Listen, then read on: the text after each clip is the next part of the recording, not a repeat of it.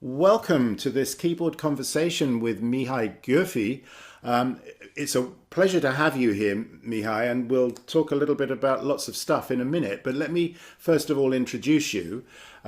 So I first met Mihai back in, I think it was, I looked at my email thread this morning, September 2013, when I had an email from your mother to say that she was looking for a piano teacher. You were apparently about a grade five level, which I remember, and you were 13 years old at the time when you came to me, and we worked pretty intensively for the next few years. Whereupon I knew I had to send you to a specialist music school so that you were going to be with other musicians and be in an environment with lots of music going on. So we'll talk about that as we go. So let me just read you Mihai's bio, so you've got a frame of reference. Mihai was born in Hungary. He has recorded with the Hungarian National Radio and performed at venues ranging from St James's Church, Piccadilly in London, all the way to the Fazioli Hall in Sacile, Italy. His education started in the studio of, well, yours truly, which was followed by studies at the prestigious Purcell School. He is currently finishing his Masters of Music studies at the Royal Academy of Music in London, where he studied with Tatiana Sarkisova and Mei Ting Sun, aided by scholarship. And Mihai presently teaches piano to undergraduate students at King's College London and also privately in North London. So welcome, Mihai. Maybe you could say a few words about what we've just talked about there, anything that you'd like to say to start with. Well, no, thank you for having me. And I mean, that was a very accurate description of my pianistic career so far. Good, good, because I heard your Goldberg just recently. You sent me the audio of it, and of course, well, the video actually, and Yes, that of was a course, recording for my final recital your because final recital, yes. As I listened to it, I thought, here's some really interesting a personal take on this piece, which when I started performing it way back, very few people were playing actually, but now it seems like a lot of people are playing it, and it's a kind of a calling card for a lot of pianists. So, I mean, maybe we could start with that. What attracted you to the Goldbergs? well, what attracted me, I think, is different to what I think might attract a majority of the pianists. But something I realized about it very recently is that it's actually a very good springboard because if you're not very well known just yet in the performing circles, then if you when you're sending out emails saying I have this and this program and I studied here and here, some people might respond, some people might not. But if you say I'm playing Goldberg, the chances of that increase, I feel, dramatically. So it was comparatively easy for me to book concerts at new venues I haven't played before yet this autumn than it has been before, because I think people are very interested in hearing Goldberg. In fact, one of the directors of music at a church I played in um, explicitly told me that well, I didn't know who you were, but I really wanted to hear Goldberg live. So I had to have you. But that's not really what attracted me to it in the first place. I I wanted a challenge. I mean, 2 years before that, for my final recital for my undergraduate, it was also a pretty hefty program. I think you were there. I remember it very well. I Yes. played a Scolati Sonata, which, I mean, to be fair, I only did that to fill out the time. It was about 5 minutes long and there were requirements. But the program that I kind of present when I play it now, and the way I think of it, is just the Debussy Preludes Book 2, the entire set, followed by Brahms' Opus 119, which is the last pieces of music he wrote for solo piano. Hmm. That is quite a behemoth program, uh, and that's why me and my teacher together chose it because I we wanted to show off. And Goldberg is just that, but even more challenging because you have to sustain an overarching idea for an even longer time, but the individual variations are shorter, so you have to switch very quickly, especially if you play it like I did, which is without the repeats. Hmm. Hmm. Yes, I mean the thing with playing it without the repeats is that it then fits very nicely into a a lunchtime concert. You don't really need anything else with it. In fact, putting something else with it is almost too much. It stands beautifully by itself. So when I play it with the repeats, it takes me 80 85 minutes, and when I play it without the repeats, it takes exactly half that time. So Yes, but I do have an hour-long program version of it, which includes it. And what I put in front of it is the Beethoven Opus 90, which I mhm. does work because for me, that piece is all about trying to get into heaven or get to a higher place. And then once by the end of the sonata we get there, then we are in a place where we can hear Goldberg. Interesting. Yes, yes. I mean, I played Opus 90 last year in a Beethoven program, in an all Beethoven program, and I love the sonata. I just love the, the heavenly second movement after that kind of thorny first movement with the fights. A lot of I think fighting it's going on in the almost the first movement. hardest piano sonata by Beethoven. I mean, people tend to think that the very last ones are are the most challenging ones, and they certainly are technically and in terms of length. Hmm. Feel that because that is firmly late Beethoven, and he's doing new things, he knows what he's doing. Whereas in things like Opus 90 and then the next sonata in A major, he's still figuring it out. He's in the transition. So he's not asking for incredibly difficult things, but flat out impossible things. And and, and I feel like, I mean, especially the next to A major sonata, I think is the most difficult one because to interpret that and to know what you're doing in that one is just you can't just be a great pianist. You have to be a really good musician too. Yes, and of course the two don't always go together. But I don't want to move on from the Goldberg until I've heard a little bit more about your process. So, when did you start it? What was the process of learning it, of memorizing it? Do you have any advice for people who want to play the piece? Oh, well, it's a back and forth. I mean, I think I started it too late. I started it in the new year, hoping to play it in May, which is not a good idea. Some people are very quick at learning things. People, for example, who start piano very young, can be sometimes incredibly fast in picking things up.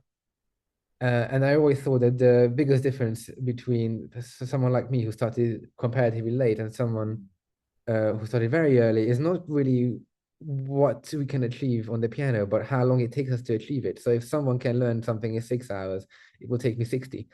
Um, and it is a big difference. So I think time with a piece is the most important thing.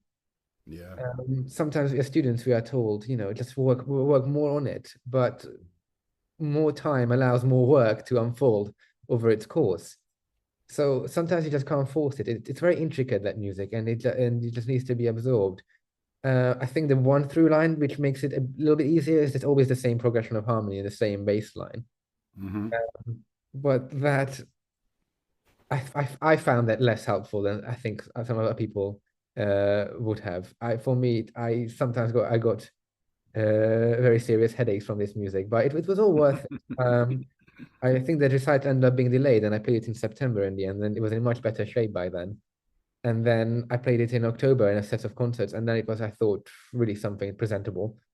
Yes, Uh, you see, this is reminding me of something that Fleischer always used to say.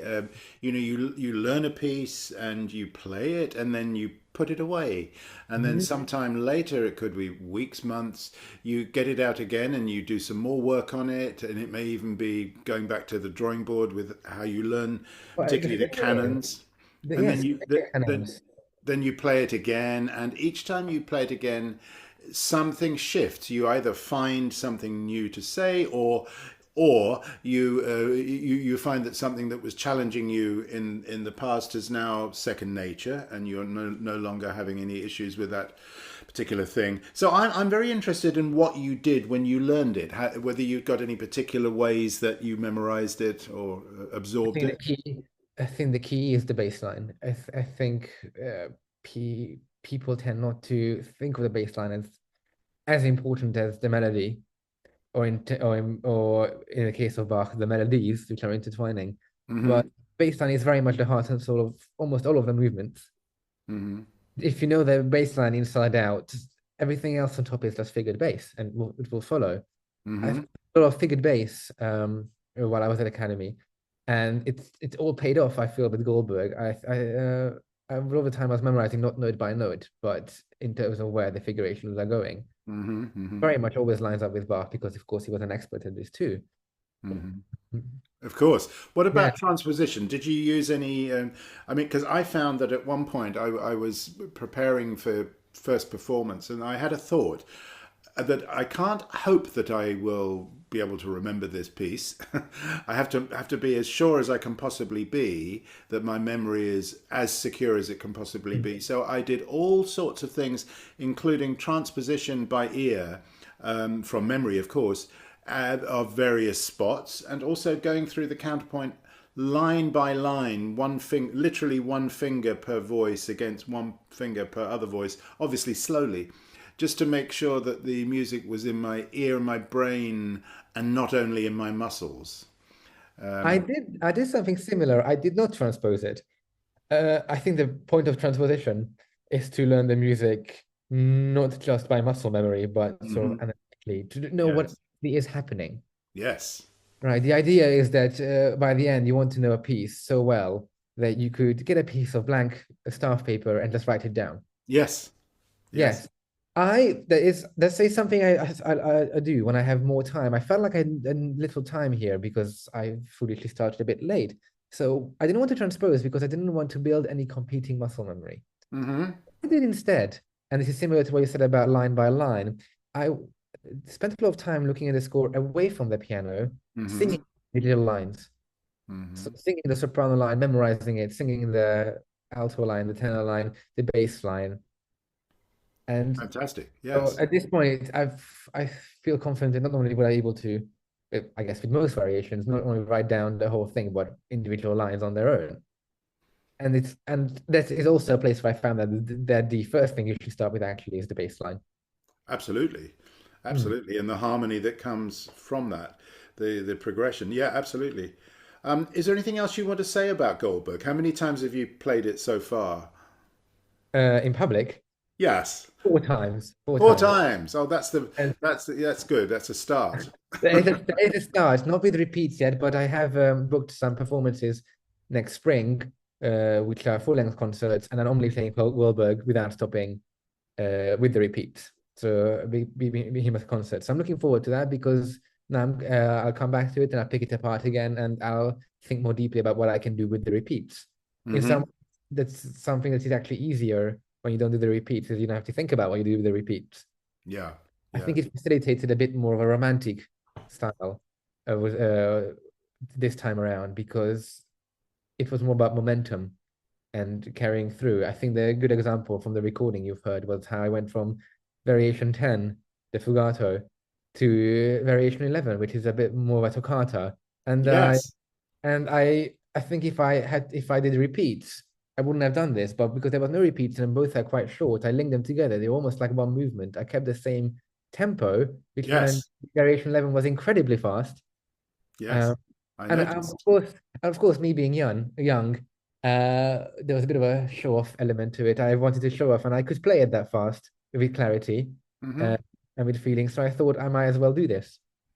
Yeah, it's very interesting because I've always thought of the piece in chunks of Mm. threes. You've got both the halfway point, so the work can divide itself into half, but it can also divide itself up into three chunks of three. So at the end of variation 10, I usually, traditionally anyway, have stopped, and I think I got that from Andras Schiff, who was the seminal force behind my learning the piece in the first place. Mm. Because of a life changing performance I heard him give, where literally the world changed. I came out of that concert hall and everything was different. He had done something to my wiring. And I, then, I had I had the same experience listening to the Edward Aldwell recording. yeah, Edward Aldwell and Andras Schiff are two very different pianists. Uh, yes, But for me, the Oldboy recording was so transformational. Not because he was doing the romantic things that I was doing. I mean, he was a great genius, and I think it was considered in a way that I can't quite comprehend just yet. But that man, he is everything, and you can hear it in the recording. I'm a big believer, and this is something I always talk about in my teaching as well, is in the sort of the voodoo of piano playing, which is that if you hear what you're going for, if your ear is on it and you really have your heart in it, then something will happen on a subconscious level. You will play differently, and the audience can hear it too. Oh yes, absolutely, absolutely. But it's interesting you mentioned Edward Aldwell. I mean, he may be a pianist that people don't know because he tragically died. I'm not sure how long ago, but he had an 2005? accident. It could be. But when I was a student in New York at Manus College, I had a few lessons with him on the Goldberg, interestingly, and he really did not want me to use any pedal. Whereas when I was studying it a little bit with Andras Schiff, he didn't mind. He never mentioned pedal to me, and I was using it. So I couldn't. I mean, I practiced it many times without pedal. I noticed also using pedal, of course. I think it's all about we're playing a different instrument to Bach. We have to think about what Bach intended or might have intended, not how he executed it. I Because totally as I say, agree. my best example of that is, of course, on a harpsichord or a prelude instrument. The low notes sound incredibly powerful compared to the high, lighter notes. I mean, when Bach writes a single pedal note or in a variation, or just even one single note low down, it's a moment. It's a significant event, Yeah. and we have to reproduce it on the piano, which might take pedal, might take a much more, well, not to say force, but much more gravitas placed on that note. You might take time. I also a big fan of taking time in Baroque music, but the key is to take it on the downbeat, not the upbeat. Hmm. I think Hmm. it works. I think Uh, what you said there is very interesting because on a harpsichord or also on an early piano, you've got a very big difference in character, personality between different registers. And I'm not talking about big registers, bottom, middle, top. Excuse me, I'm talking about, the low octave, the next one up has a different flavor and then a different flavor still. So the instruments themselves have personality depending on where yes. you are playing. Whereas the modern instrument, the piano that we play, is very vanilla. We have to create those colors. Well, I think that in a way it's better if we have to create the colors, because if we have to create the colors, we have more bigger variety of colors Yeah. available to us. Yeah. So we are in the end, you don't want it to be responding to the instrument. I feel you want the instrument to respond to you. Well, You know, that's a way of thinking about it too. in a Yes. way, yes, but you can be inspired by this. I mean, yes, I mean all they had back then in terms of performance is time and timbre and register. They did not have volume. Mm. Hmm. So I wasn't a big fan of this is why I'm glad I didn't do repeats, because I might have been expected to do, in the first repeat bring out this voice and the second repeat bring out that voice. And I'm not a big fan of bringing one voice out to the detriment of other voices, because counterpoint to me is all about the interaction of voices. If Hmm. if I do repeats, I change how they interact or how I time things or just the mood of the entire thing altogether. I don't like bringing a voice out. I think to me it's disruptive to the actual construction of the work. Going Hmm. back to Caldwell, I don't want to speak to what he might have been thinking because I didn't know him. My teacher was a student of his for many years. Yes, I remember you mentioned. Johannes. So Mm. I'm very much, I feel like I'm under the umbrella of his ethos. I think I inherit a lot of what he was thinking about. I think he must have always been thinking about clarity of purpose and listening.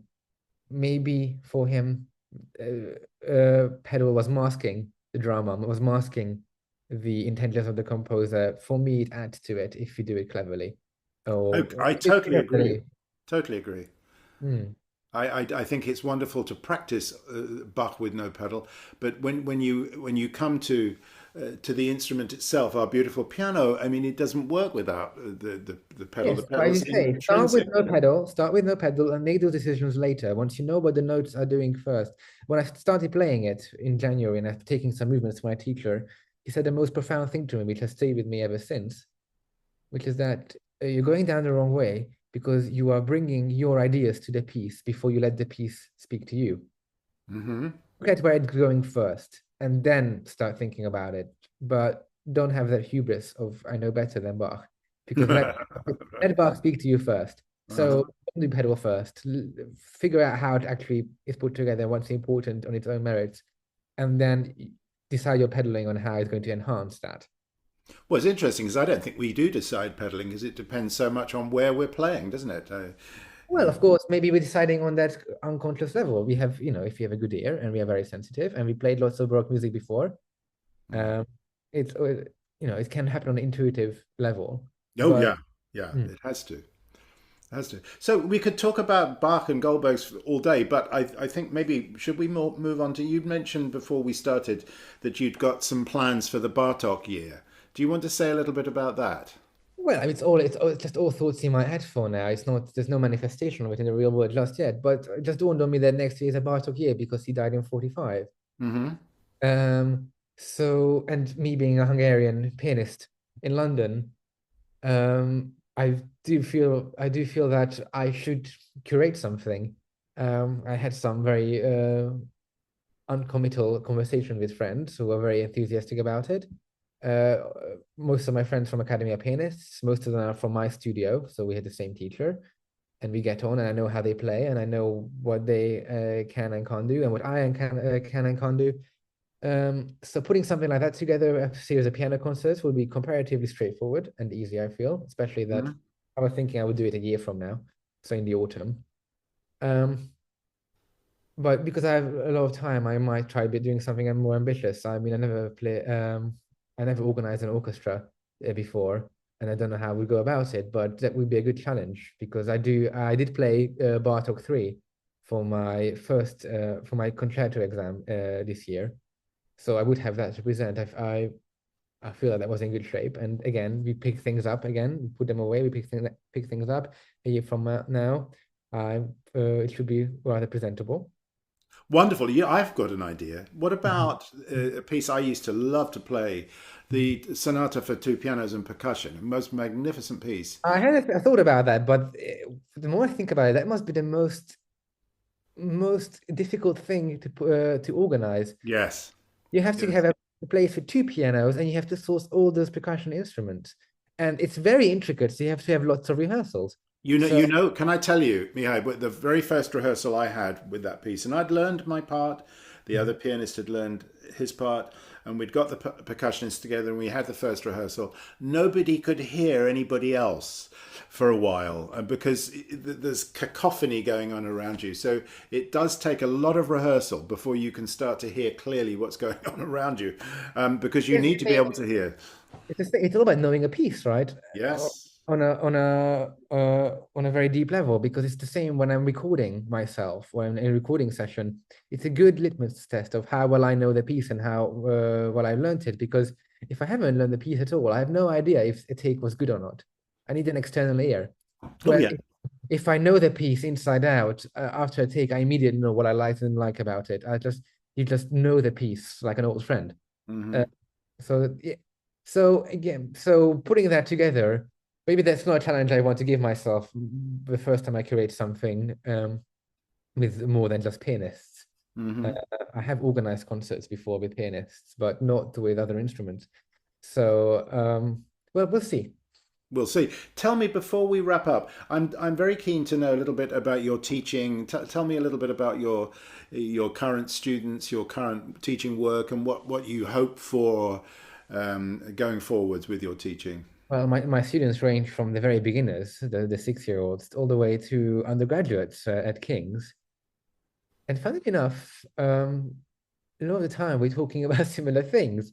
I mean, with very beginners, it's all about laying a good foundation.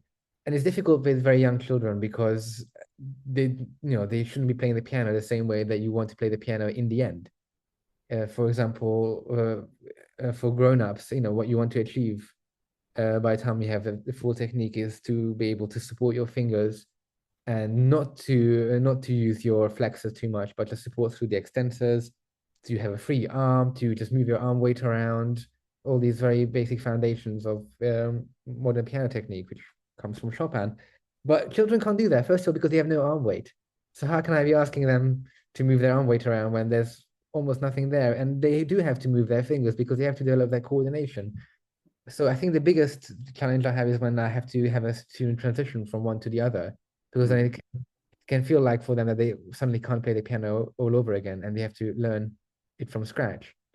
Um, and also what we talk about with both the very young and the oldest students is this voodoo.